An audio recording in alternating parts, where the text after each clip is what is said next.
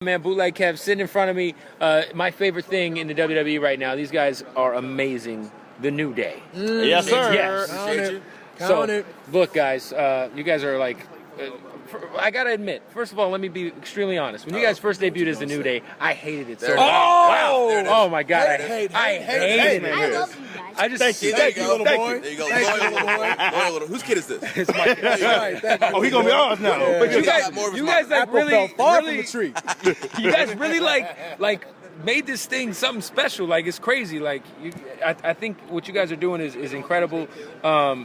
Especially like I was talking to Apollo Crews, and I feel like Kofi, you kind of come out of your shell a little bit, being around these guys. But how do you guys like? What is?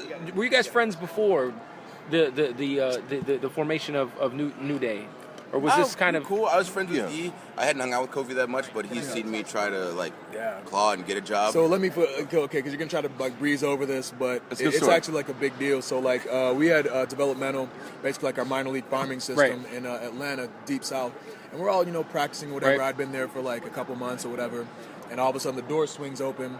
And in comes Xavier Woods, eyes wide open. He's got like a resume, business casual, dressed up. And this is like unheard of for us. We're just like, who is this stranger walking in? Got a resume, and who brings a resume into wrestling? So he brings it in. He's like, "Oh yeah, can I give this to Jody Hamilton?" So someone gives it to him. He gives it to Jody Hamilton or whatever. Very next day, Deep South closes down. Oh wow! And they told me you can start coming to shows. They gave you the look. Yeah. I literally cut school that day and drove from South Carolina to Georgia. And then it closed. And then it closed down. We reopened in Florida, FCW in Tampa. And this is when it was like a warehouse. Like they built it up and had shows and everything, but it was a warehouse with like canned food, soda, weird stuff everywhere. No AC, no cross breeze, one ring in the middle, and same thing. All of a sudden, Xavier Woods comes in. Did he have his resume this time? Same exact thing. Resume, he's like, it worked for me last time. I'm gonna do it. He's like, oh yeah, can I, give this to Steve Kern? And somebody was just like, oh yeah, I'm Steve Kern. And I can't be like, no, you're not. We're Steve, because I'm like.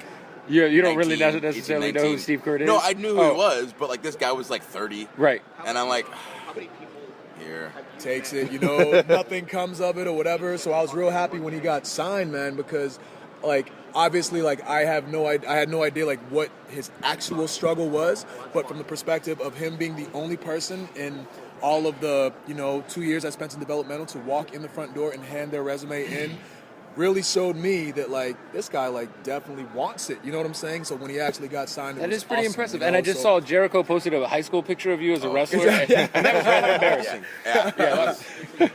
You've come a long way, Xavier. You've come a long way. Come up, oh, you still are a bit of a nerd. Let's be clear. Yeah. But which is why we love you. Story of getting into the business is no, it's not good. So there's the Woods story. Kofi talks about wanting to do this since he was a kid and going to the Indies and all these trials and tribulations. My story is that I played college football. I was a failed football player in college, and then someone just came up to me and said, "Hey, you want to try this for a living?" I was like, "Yeah, sure, I'll give it a shot." They flew me down to Tampa for a tryout, and I got signed. So they busted their ass. They wanted to do this their whole life. And you just walked in. And I was like, yeah, I'll give it a shot. I'll try it. And it worked out. So, yeah, like usually, the way we usually do interviews is Kofi will tell his story, Woods will tell his stories, these beautiful stories, and it's me, like, yeah, I just kind of looked into Let's be clear, Biggie Langston, you're physically a freak. You are gigantic. I appreciate that. Pause. Pause.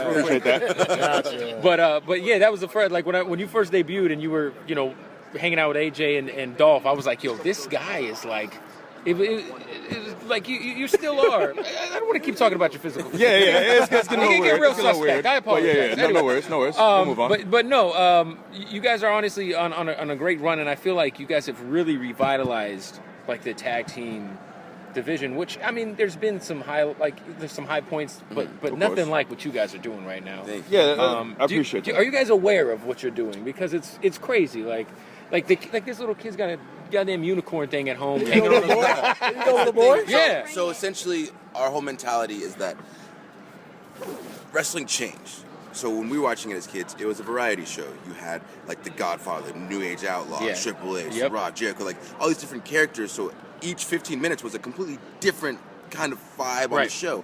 And so we watch that as kids, and we see The Rock, Stone Cold. We see like these larger than life. Shawn Michaels, like we want to be that badass guy. So I feel like a lot of guys who started wrestling from that era created themselves in that manner. So like that's what we have, and so it became less of a variety show. And so I feel like we tried to say, well, fans that watch wrestling, like, they're gonna watch wrestling, and they have, like, let's say they have Owen, they have Neville, they have AJ, they have Joe. So like they have these wrestlers, these like, these there's gritty no guys. there's no characters. Where's the like, fun? Yeah, so we wanted to kind of be this part of the show to hook in people that aren't wrestling fans. Like, let's say, so like, tons of guys send us pictures of like their 4-year-old daughters, and they don't know to say like, oh, New Day, like, oh, we like the Unicorn guys. Right. But now that dad can watch wrestling with his daughter, and they didn't have that moment before. So now they're taking more people to the shows. And let's be clear, you guys can wrestle. Oh, we get in it. That's the big thing, like, too. You guys can get it in. Is because we knew, all right, we're going to do something different. Man, it's quick on the pause. It's a goddamn pause show today. But we wanted to make sure that, all right, the promos are funny, a lot of the entertainment stuff is there, but you have to show that you can go in the ring, because if we're just a comedy act in the ring, you guys won't that has a short shelf life. So once you can prove that you can have programs that people are invested in, because they're excited for the promos, but they're also into the matches as well. So that's a big thing too, and that's going to give us a lot more longevity, is having both aspects. I will say this. Last year I talked to Paul Heyman and I told him, and it was the truth, I literally would watch Raw every week to watch his promos. Oh, yeah, man. He's amazing. And now I feel like he hasn't been cutting as many promos, but now I feel the same way about, like, I can't wait to see what kind of crazy, random, just stuff you guys come up with. And like you guys with the promos and just this playing off each other, it is very impressive that you guys do that on the, I don't want to say on the fly, but you guys do it and don't mess up. Like, it's legit just stuff we do in the car. That's what I'm saying. Like, what is the, like, so you guys are on your way to Raw. Okay, guys, I got an idea. No, like, I'm it's saying more organic than the that, inside jokes that we have in the car while we're out in the ring Have talking. you guys done a Cat Williams getting beat up by a 7th grader joke yet? Oh, we haven't. We've definitely seen the videos. You got to implement I'm trying to be there. That's the cool thing is, I think a lot of the factions and teams, and like, you do what you want on your free time, but a lot of people don't ride together. They don't spend that time together. We've been working on this idea. How long was it before we were even on TV together? 6 months. About 6 months, where they let us, like, we were like, hey, we started working on this idea where they just let us go on the live event. So we would spend those Fridays, Saturdays, Sundays, all the way through TVs, like 5 days a week, still traveling together. So our chemistry is so good, because I legit see these guys like 6 days a week. We're on the road so much, and we travel not just at work, but in the cars. We go to, we eat together, we train together, we do so much together, and we're so on point because we invested all that time, right? And because the love is real. It's a real, like, friendship. Like, these dudes are like legit my brothers, and hopefully 20, 30 years from now we'll still be calling each other and like that's dope. Playing ribs. You guys will probably be in the Hall of Fame together. And separately too. You never know too. Kofi, so you guys obviously are on the road together a lot. Yeah. I know you and CM Punk traveled a ton together. We did. You guys are real close friends. We are. What's the difference between traveling with a guy like CM Punk, who seems to be, a bit of a hard ass, and then these two goofy bastards right here? I think the Punk that I know is different than a lot of than the Punk that other people know. For me, I was always grateful that he kind of went out of his way to kind of take me under his wing. Like, I remember very specifically on my debut, there was a lot of people, it was kind of like an era where people were kind of almost like out for themselves, and they wanted to see like the new guys fail. You know what I'm saying? A lot of like harassment in the locker room and stuff like that. And I was doing push-ups, and I'll never forget, because he came up, I saw his feet, he had like his Atomics shoes on or whatever, and I look up and it's Punk. He's like, hey, you want a piece of advice? It's like, well, remember that they came out here to see you. And I'm like, yeah, okay, so it just like put me at ease. And then from that moment on, like, he always took me under his wing. We were riding partners, and he's definitely like a brother to me too. So it was more of a like, I've always looked up to him, you know what I'm saying? And I've always been grateful, so I like have the utmost respect for him. Just kind of like this big brother type relationship that we have. Right. And it was definitely fun and everything, cool. Like, I learned a lot from him.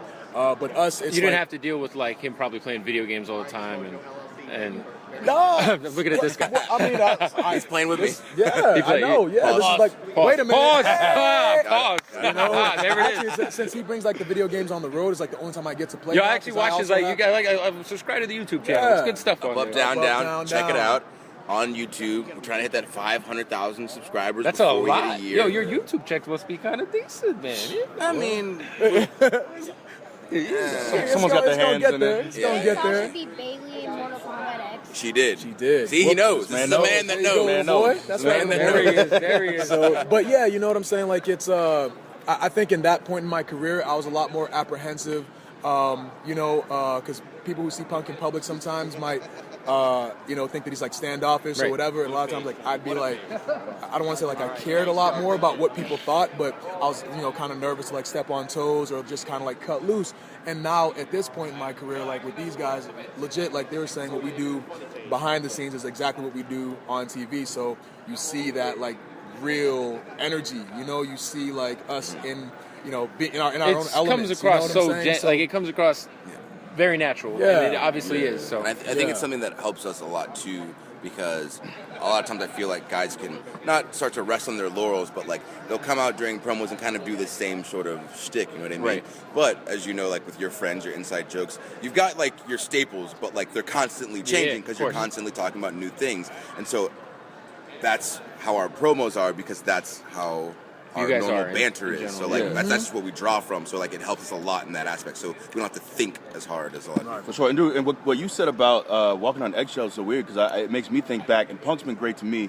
And I know like everyone knows about your relationship with Punk, but Punk's been great behind the scenes with me. And I actually probably wouldn't even be around if it wasn't for Punk. So we end up like working a match on like Raw and SmackDown that really turned things around for me. So at the time I was doing little nothing. But I remember on a live event, like I was a serious bodyguard still with AJ and Dolph. And like I think Dolph put these pink glasses on me, and I like wanted to take them off. But like Punk talked to me afterwards and was like, hey man, just don't be afraid to let loose a little bit. Like, I feel like when you first got on the mic, like you had that, like, I thought you could tell you were a character off from the jump. Yeah, I tried to, but I was so concerned with being taken seriously, and like that was a big thing, and like, I don't want to ruffle feathers. But it's so weird to look back now, compared to that, like, I can't step on eggshells. And now some of the stuff we're doing, like, it is like, it's borderline vulgar, and it makes me like so happy. But I heard you guys are inducting the Freebirds. Is that yeah. Which is that's pretty crazy, because obviously it's a three person tag team. Sure. How do you guys feel about? It's cool because obviously like we draw from that, like the Freebird rule. You done guys the New Day use rule. It, So they kind of set the precedent for us to be able to even do this. So it's cool to be able to pay homage and say thank you on like a grander stage and induct them in the Hall of Fame. So it's a cool thing, and it's definitely an honor to be able to do that. You guys got a cool relationship with Michael Hayes. Yeah, I mean, he's our boss. He books the live events. He's around all the time, so we get at Michael a little bit. Pause. They have a thing. Like, I don't like people don't see this. So Michael thinks he's like, every time I see Michael, it's gone too far.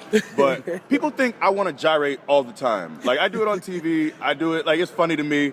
But people see me and like just come up and like want to like have a dance battle or a gyration battle. And Michael will do that at TV. So every time I see him, he'll come around the corner and he'll be like, shaking his hips at me. But it's like dueling guns. It's like they'll stand, look at each other, not get in between. Draw, and they just start. Don't get caught in between. Yeah, you it's step real. to the side and let them, This has to get on video somewhere. I don't know if people need to see that. You might see You it. might see it. You might see the Hall of Fame. Yeah, maybe Saturday. I don't know. Well, look, congrats on the success. You guys are. I know you guys are going to shut it down at WrestleMania. The Bootios, is that going to be something we could buy it ever? Well, hopefully. We'll see. There's been a lot of demand, of actual cereal right now. It's a collector's edition box, which is awesome. So many New Day and Booty references. It's a very witty box. Yeah. So it's really cool. Comes with a T-shirt in it. So who'd have thought? Real quick, I know you and I have a lot of similar taste in hip hop. What are you listening to right now? Right now, I love Flatbush Zombies, so I'm listening to new Flatbush Zombies on fire, the Laced Odyssey.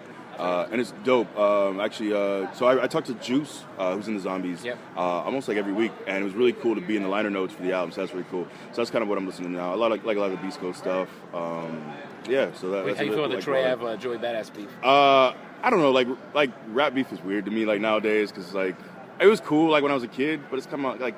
Grow up. And then like Troy Ave said some stuff that he shouldn't have said, especially those guys lost someone who was important to him, so referencing people who passed isn't cool. So it's kind of nonsensical to me.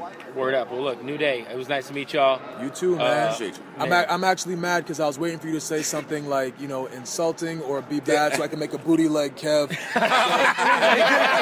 and you didn't give me the opening for it. So there it is. I'm booty leg Kev. A good interview. Booty leg Kev. Oh, man. That's great. You ruined it.